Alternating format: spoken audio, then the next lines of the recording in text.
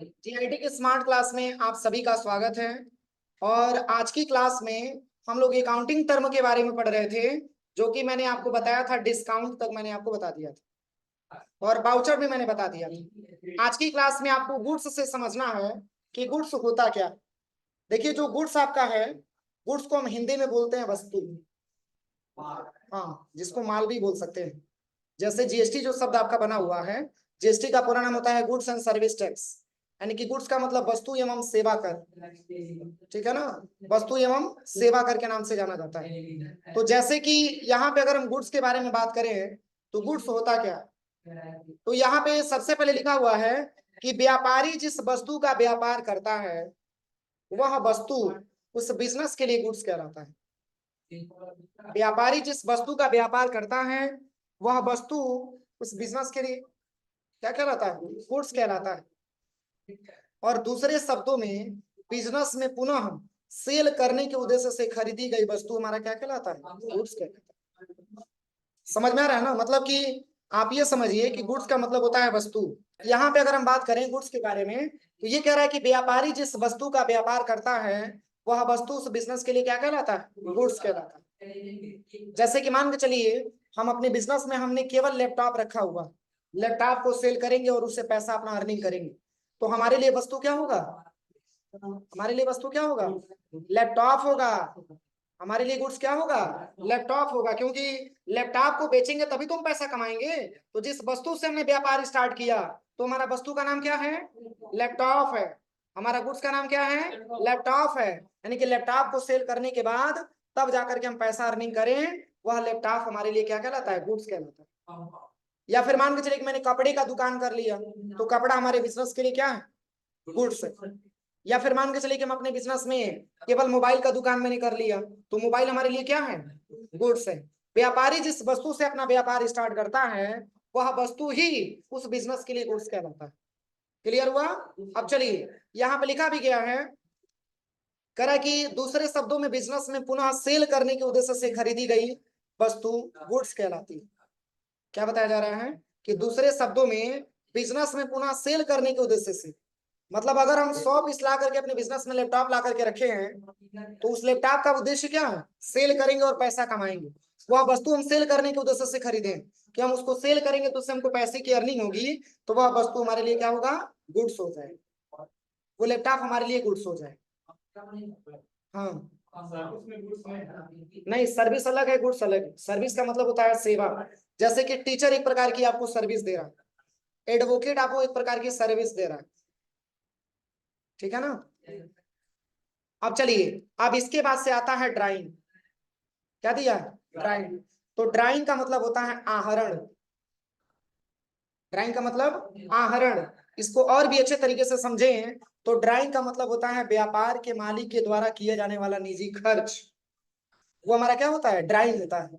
Drawing का मतलब चित्रकला मत समझिए, ड्राइंग का मतलब होता है आहरण। लेकिन आज के समय में आहरण अगर किसी से बोला जाए तो समझ में आएगा, आहरण नहीं होता, इसका मतलब होता है निजी खर्च। यानी कि व्यापार के मालिक के द्वारा जो वो क्या करता है, खर्च करता है अपने खुद के लिए, उसको हम क्या बोलते हैं, ड्राइंग बोलते हैं। ठीक है ना, उसको हम क्या बोलते हैं, ड्राइंग बोलते हैं। तो यहाँ पे लिखा भी गया है कि बिजनेस के मालिक के द्वारा किया जाने वाला निजी खर्च ही ड्राइंग कहलाता है। और कह रहा है कि ड्राइंग मालिक के पूंजी को क्या करता है, घटाता है। और यदि बिजनेस की मालिक के द्वारा अपने व्यापार से कोई गुड्स या मनी अपने पर्सनल यूज के लिए निकाल लिया जाता है तो वह मालिक का क्या कहलाता है, ड्राइंग कहलाता है। जैसे कि मान के चलिए मैंने लैपटॉप की दुकान कर ली, अगर हमको लैपटॉप की रिक्वायरमेंट है तो अपने बिजनेस से ही नहीं लैपटॉप ले लेंगे, कोई जरूरी है कि हम किसी और से जाके खरीदेंगे।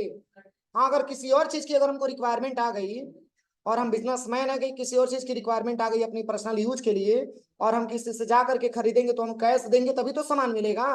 तो हम कैश भी होता है, ये दोनों ही मामले में हमारा ड्राइंग क्या होता है, जैसे कि आप दोनों ही मामले में हमारा कैपिटल डिक्रीज होता है। अगर आप कैश से खरीदेंगे तो भी आपका कैपिटल डिक्रीज होगा, अगर आप सामान निकालेंगे तो भी आपका कैपिटल डिक्रीज होगा। भाई अपने बिजनेस में ही तो सामान आप निकाल रहे हैं, तो जब अपने बिजनेस से आप सामान निकालेंगे तो आपका पूंजी घटेगा कि बढ़ेगा, घटेगा। तो कभी भी ड्राइंग मालिक की पूंजी को घटाता है, ध्यान दीजिएगा, चाहे वो कैश हो या चाहे आपका कोई सामान हो, वो दोनों ही मामले में आपका क्या होता है, पूंजी को घटाता है आपका ड्राइंग। तो यहाँ पे क्या बताया जा रहा है कि बिजनेस के मालिक के द्वारा किए जाने वाला निजी खर्च ही हमारा ड्राइंग कहलाता है, और ड्राइंग मालिक की पूंजी को क्या करता है, घटाता है। और यदि बिजनेस के मालिक के द्वारा अपने व्यापार से कोई गुड्स या मनी अपनी पर्सनल यूज के लिए निकाल लिया जाता है, तो यह मालिक का ड्राइंग कहलाता है। मतलब हम अपनी पर्सनल यूज के लिए हम चाहेंगे तो कैश को भी निकाल सकते हैं, और चाहेंगे तो कोई ऐसा मटेरियल है, सामान है, तो उसको भी हम निकाल सकते हैं। और दोनों ही मामले में ये हमारे ड्राइंग क्या करते हैं, हमारे बिजनेस के कैपिटल को क्या करते हैं, डिक्रीज करते हैं, घटाते हैं।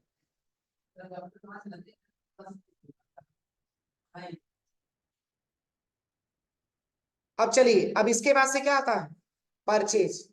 तो परचेज को हिंदी में बोला जाता है क्रय। परचेज को हिंदी में क्या बोला जाता है, क्रय बोला जाता है। तो कह रहा है कि गुड्स को पुनः बिक्री के लिए खरीदने की क्रिया हमारा क्या कहलाता है, परचेज कहलाता है। कोई गुड्स अगर हम खरीद रहे हैं बेचने की प्रक्रिया से, तो उसको हम क्या बोल सकते हैं, परचेज बोल सकते हैं। और कह रहा है कि व्यापारी द्वारा खरीदा जाने वाला माल क्रय या परचेज कहलाता है। व्यापारी द्वारा खरीदा जाने वाला माल क्रय या क्या कहलाता है, परचेज कहलाता है। जैसे कि व्यापारी मान के चलिए जिस वस्तु से अपना व्यापार करेगा, उस वस्तु को खरीदेगा कि नहीं खरीदेगा, तो उसकी प्रक्रिया को हम परचेज बोलते हैं। अगर किसी से आप खरीद रहे हैं तो मतलब कि आप उसको परचेज कर रहे हैं। अकाउंटिंग के लैंग्वेज में उसको परचेज जाना जाता है, और परचेज का मतलब होता है क्रय करना। अगर किसी प्रोडक्ट को आप किसी व्यापारी से खरीद रहे हैं, तो आप ये समझिए कि वो आपका परचेज कहलाता है। और इसके बाद से सेल्स क्या होता है, तो कह रहा है कि व्यापारी जिस माल से व्यापार करता है उसकी बिक्री को सेल्स कहा जाता है। व्यापारी जिस माल से व्यापार करता है उसकी बिक्री को क्या कहा जाता है, सेल कहा जाता है। जैसे कि हम अपनी दुकान में बहुत सारे मैंने लैपटॉप ला करके रख दिया, तो क्या लैपटॉप को बेचेंगे तो पैसा अर्निंग होगा कि नहीं होगा, तो वो हमारा सेल्स कहलाता है। अगर हम खरीदेंगे तो परचेज करेंगे, अगर हम खरीदेंगे तो हमारा परचेज होगा, अगर हम बेचेंगे तो सेल्स बोल सकते हैं। और वैसे ही आपका परचेज रिटर्न भी दिया है और सेल्स रिटर्न भी दिया है। तो परचेज रिटर्न का मतलब क्रय वापसी। यदि किसी कारणवश हम परचेज किया गया गुड्स वापस कर दें, तो यह प्रोसेस हमारे लिए परचेज रिटर्न कहलाता है।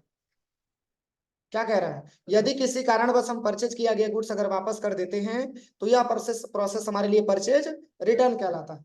हम अपनी बिजनेस में 10 पीस लैपटॉप लेकर के आए, और 2 पीस ऐसा लैपटॉप आ गया जो पहले से मतलब उसमें कुछ प्रॉब्लम है, उसको हम रिटर्न करने जाएंगे, तो हम रिटर्न करने की प्रक्रिया परचेज रिटर्न कहलाता है। तो आपके बिजनेस में कितना पीस बचा, 8 पीस बचा।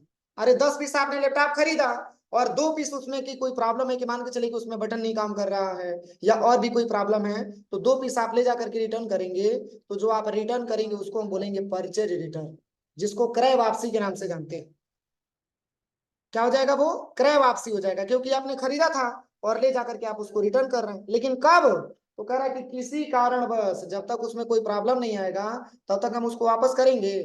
आखिर कोई प्रॉब्लम आएगा तभी तो आप उसको वापस करने लेके जाएंगे।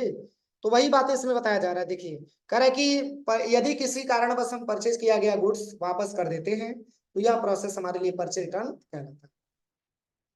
तो परचेज क्या होता है और परचेज रिटर्न क्या होता है, इसमें किसी को कोई दिक्कत। देखिए, गुड्स को पुनः बिक्री करने के लिए बिक्री, करे कि गुड्स को पुनः बिक्री के लिए खरीदने की क्रिया हमारा परचेज कहलाता है, और व्यापारी द्वारा खरीदा जाने वाला माल क्रय या परचेज कहलाता है। ठीक ऐसे ही शब्दों में अगर हम बात करें, तो यदि किसी कारणवश हम परचेज किया गया गुड्स वापस कर देते हैं, तो यह प्रोसेस हमारे लिए परचेज रिटर्न है। बस दोनों में यही अंतर है। अब चलिए, सेल्स और सेल्स रिटर्न में क्या अंतर है। तो सेल्स के बारे में यहाँ पे बताया जा रहा है कि व्यापारी जिस माल से व्यापार करता है उसकी बिक्री को सेल्स कहा जाता है। अब देखिए, अब सेल्स रिटर्न का क्या होता है, तो यदि हमारा कस्टमर किसी कारणवश परचेज किया गया गुड्स अगर हमको वापस कर देता है, तो यह प्रोसेस हमारे लिए सेल्स रिटर्न कहलाता है। जैसे हम बिजनेसमैन हैं और हम आपको लैपटॉप सेल किए कै पीस, 10 पीस हम सेल कर रहे हैं, तो आप खरीदने वाले हो गए ना। तो हम सेल करेंगे तो हम बिजनेसमैन हैं, और हम सप्लायर हो गए, और आप हमारे क्या हो गए, कस्टमर हो गए। और आपने हमसे लैपटॉप 10 पीस खरीदा, लेकिन फिर उसके बाद से आप लैपटॉप हमारे पास लेकर के वापस करने आ रहे हैं, तो हम जो रिटर्न लेंगे इसको हम सेल्स रिटर्न बोल सकते हैं, विक्रय वापसी जिसको बोला जाता है। क्योंकि आपके लिए परचेज रिटर्न होगा, लेकिन हमारे लिए सेल्स रिटर्न हो जाएगा। अरे चूंकि आपने खरीदा था तब उसको वापस दे रहे हैं, और हम बेचे थे तब इसको वापस ले रहे हैं, तो दोनों में अंतर है। परचेज रिटर्न का मतलब खरीदा गया सामान वापस करना, और सेल्स रिटर्न का मतलब बेचा गया सामान वापस लेना। कोई दिक्कत? अब चलिए, अब इसके बाद से आता है स्टॉक। स्टॉक को बोला जाता है रहतिया। स्टॉक का मतलब होता है रहतिया। ये अकाउंटिंग लैंग्वेज है, जल्दी समझ में नहीं आता है, रहतिया बोला जाता है इसको। तो देखिए स्टॉक के बारे में क्या दिया हुआ है, कह रहा है कि ऐसा अनसोल्ड गुड्स जो बिजनेस के गोडाउन वेयर हाउस में सेल के लिए रखा हो, वह गुड्स हमारा स्टॉक कहलाता है। और ट्रेडिंग बिजनेस के फाइनेंशियल ईयर के अंत में बचा हुआ गुड्स हमारा क्या कहलाता है, स्टॉक कहलाता है।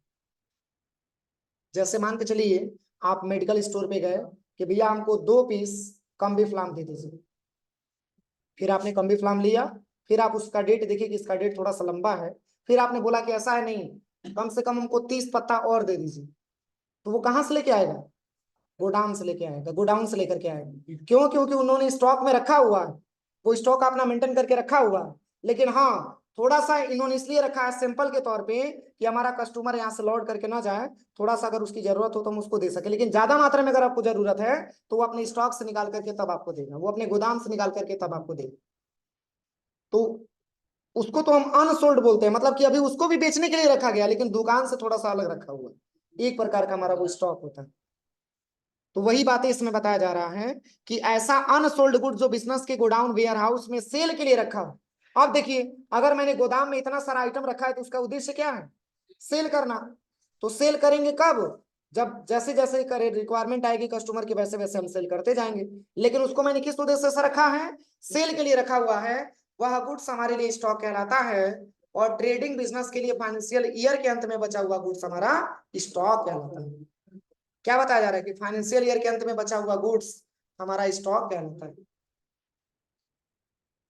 देखिए अगर स्टॉक के बारे में बात किया जाए तो 2 प्रकार का स्टॉक आता है, ध्यान दीजिएगा, मैं इंपॉर्टेंट ऑप्शन आपको बताने जा रहा हूँ। एक आपका आता है ओपनिंग स्टॉक। क्या आता है, ओपनिंग स्टॉक, ध्यान दीजिएगा।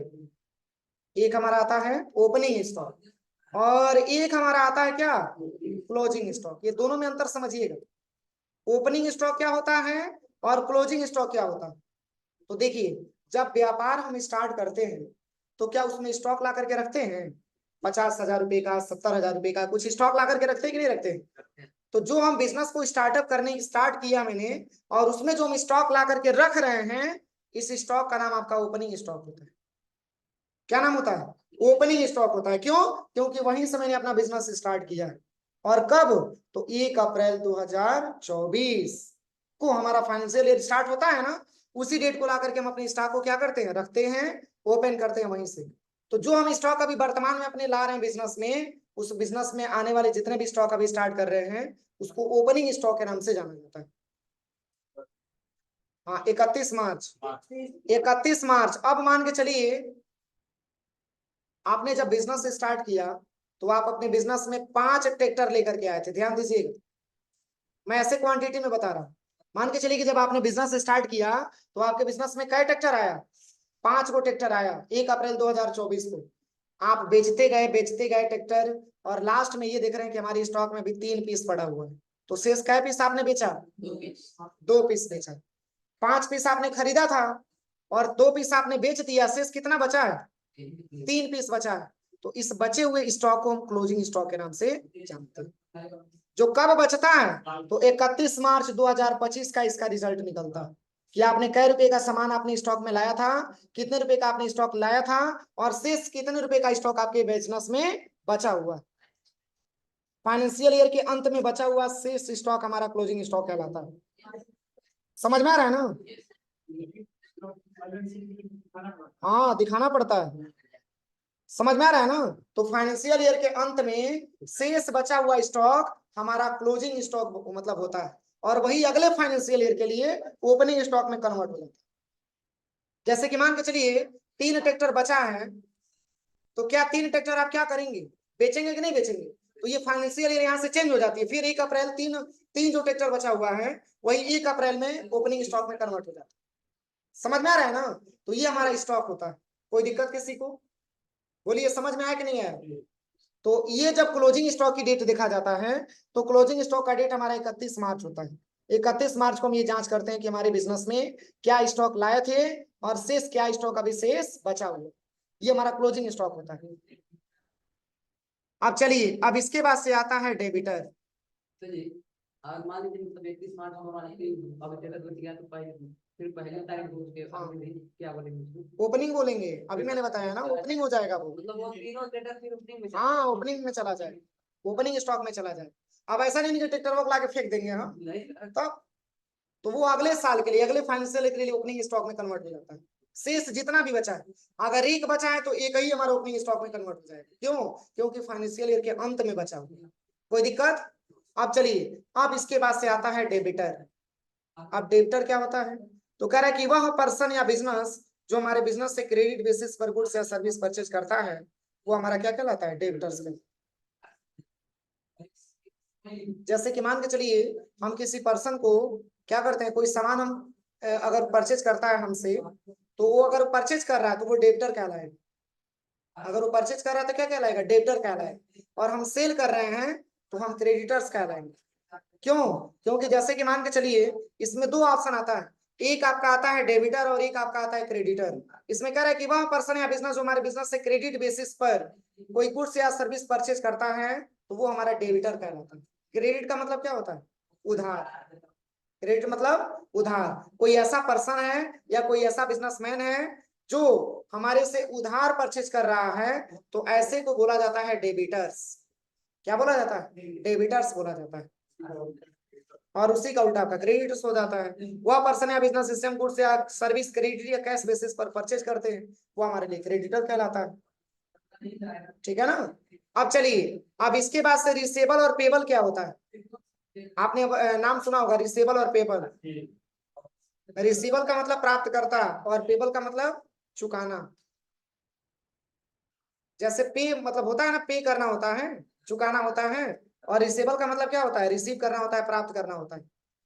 तो जैसे क्या लिखा हुआ है, जो पैसा हमें किसी अन्य बिजनेस से भविष्य में पाना है, यह अमाउंट हमारे लिए रिसीबल कहलाता है।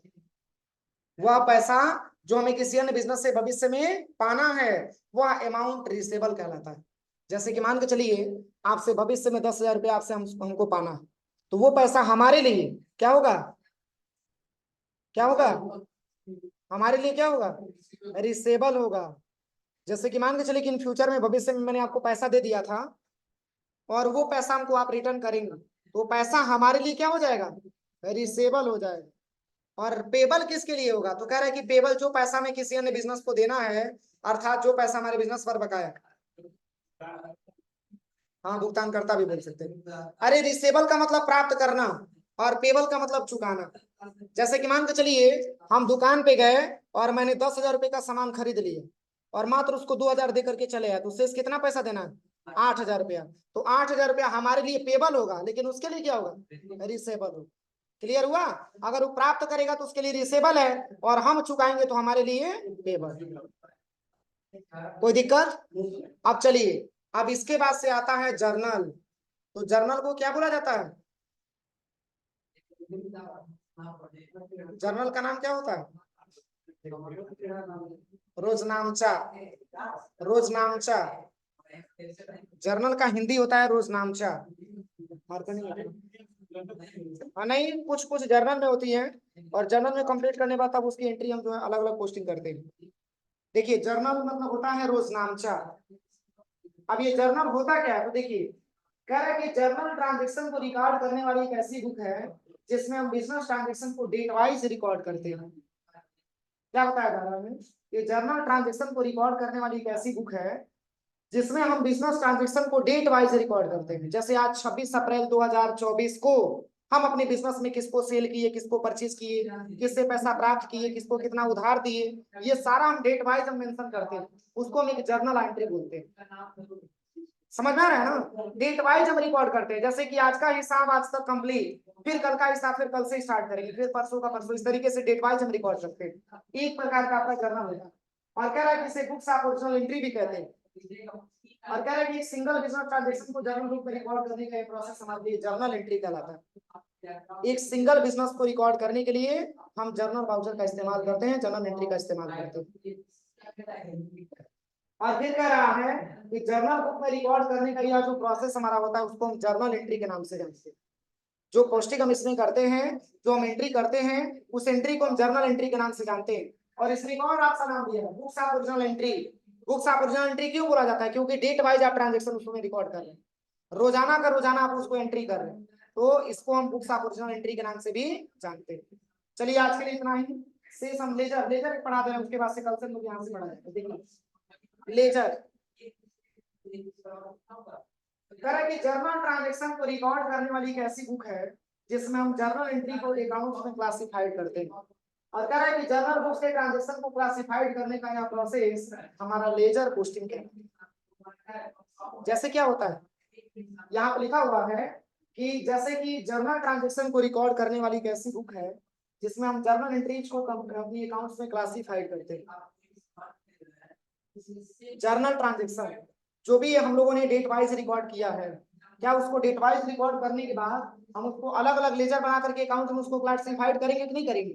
किससे मैंने परचेजिंग किया उसका एक लेजर बनाएंगे, किसको मैंने सेल किया उसका एक लेजर बनाएंगे, तो अलग अलग हम उसका लेजर बना के उसकी पोस्टिंग करते हैं। और वही कह रहा है कि जर्नल बुक से ट्रांजेक्शन को क्लासिफाइड, मतलब जर्नल बुक से और हम लेजर में ट्रांजेक्शन को जो हम क्लासिफाइड करते हैं, तो यह प्रोसेस ही हमारे लिए लेजर पोस्टिंग कहलाता है। मतलब डेट वाइज आपने किससे किससे क्या ट्रांजेक्शन आपने किया और उसको आप कैसे कैसे पोस्टिंग कर रहे हैं, वह प्रोसेस ही हमारा लेजर पोस्टिंग कहलाता है।